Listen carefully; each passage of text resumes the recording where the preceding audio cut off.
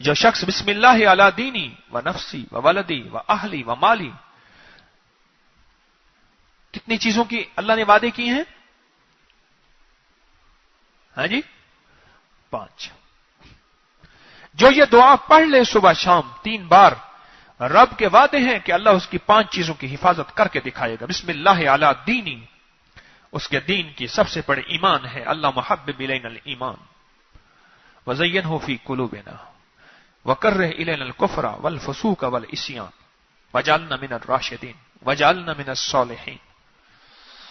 سب سے پہلا ایمان، مومن کی سب سے قیمتی متاع ایمان ہے۔ رشتہ میرا خدا کی خدائی سے ٹوٹ جائے، چھوٹے مگر نہ ہاتھ سے دامان مصطفیٰ۔ ایمان، بسم اللہ علی دینی، مولا تو سب سے پہلے اپنے دین ایمان کا سوال کرتا ہوں جو میری قبر میں میرے ساتھ چلا جائے، و نفسی، اور اپنی جان کا سوال، اس جان کو جلنے سے، ڈوبنے سے، حادثوں سے ٹکڑے ٹکڑے ہونے سے، اس جان کو ذلیل خوار ہونے سے مولا سوال کرتا ہوں۔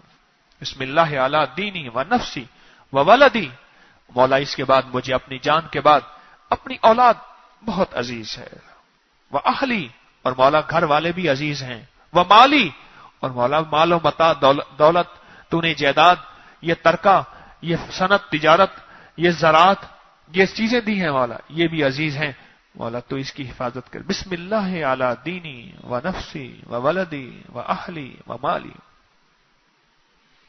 1991 میں سندھ میں ایک طوفان اٹھا تھا، اغوا برائے تاوان کا ایک طوفان تھا۔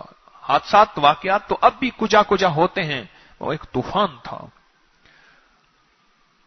مجھے اس بندے نے بتایا جو بندہ خود اس میں ملوث تھا، اغوا برائے تاوان میں ڈاکو تھا، اس کو سندھ میں سندھی زبان میں دھاڑیل کہتے ہیں، دھاڑیل۔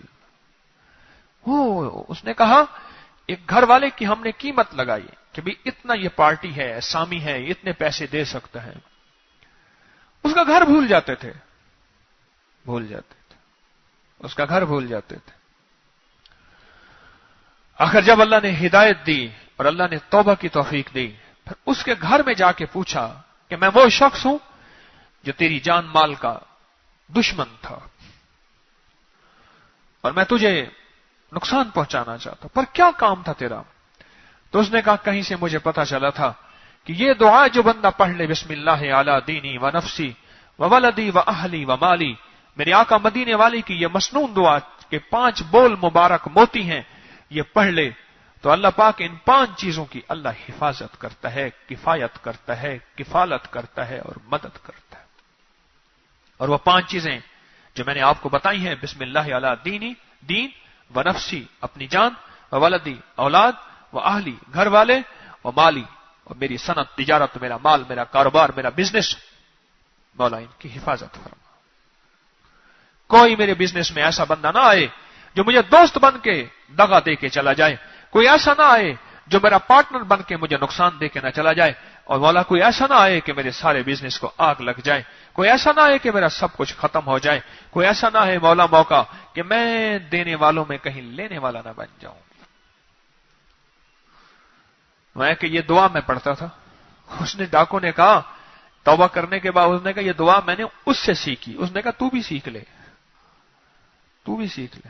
کہنے لگا یہ دعا میں نے اس سے سیکھی جس کی جان اور مال کا، جس کی عزتوں کا میں دشمن تھا، اس کو مدینے والی کی دعا نے یہ کر کے دکھایا ہے۔ اور دعاؤں کے اندر جو طاقت چیز پیدا کرتی ہے وہ امانت پیدا کرتی ہے۔ ہاں، اپنے مال ہے زکات کے نام پہ میں نے امانت اللہ سے زکات نکال دی، عشر نکال دیا اپنے کاروبار میں، اور صدقات دیے، اور پھر کسی کے مال کا میں وارث ہوں، یا کسی کی گاڑی کا، کسی کی چیز کا، یا کسی کی فیکٹری کا، ملک کا مال کا میں وارث ہوں، میں نے اس سے خیانت نہیں کی، امانت کی۔ اس پہ دعاؤں کے اندر طاقت اور تاثیر